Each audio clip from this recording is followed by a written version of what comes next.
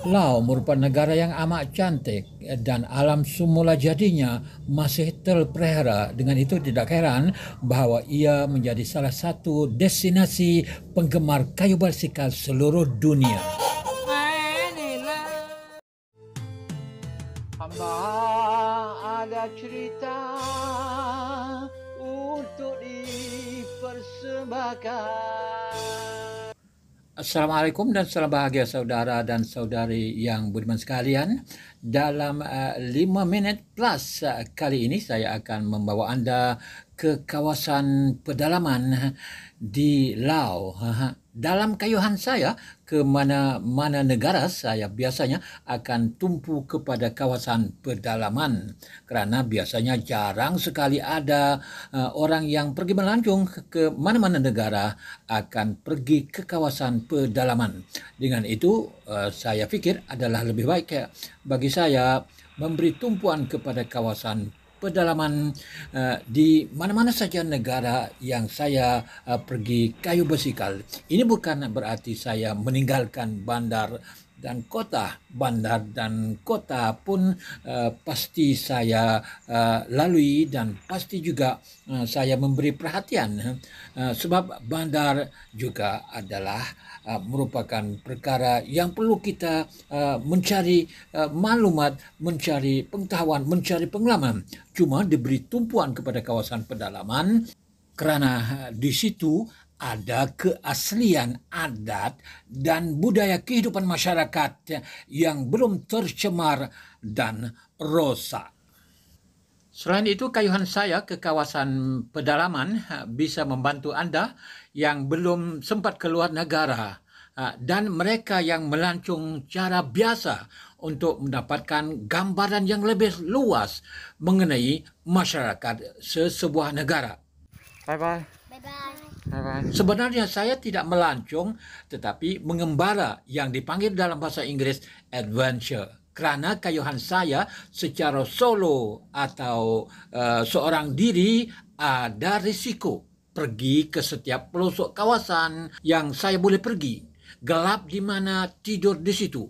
Makan makanan yang boleh dimakan atau harus sekadar untuk mengalas perut sahaja. Perjalanan begini jarang dilakukan kecuali para pengembara yang cekal dan tahan rasa. Biasanya Mat Saleh sangat gemar perjalanan seperti ini. Sedangkan pelancong biasa akan pergi ke tempat-tempat dan kawasan-kawasan pelancongan yang telah disediakan oleh pihak berkuasa atau syarikat pelancongan. Ini pelancongan artifisial atau tidak tulen. Saya tidak gemar pergi ke kawasan-kawasan pelancongan seperti ini.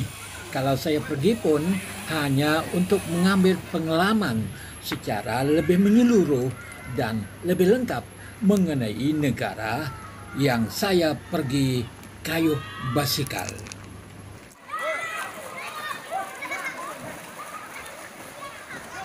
Dengan itu, bila saya membuat laporan seperti dalam video ini, bisa membantu anda membuat perbandingan antara aktiviti melancong dan mengembara. Sangat berbeza dan berlainan.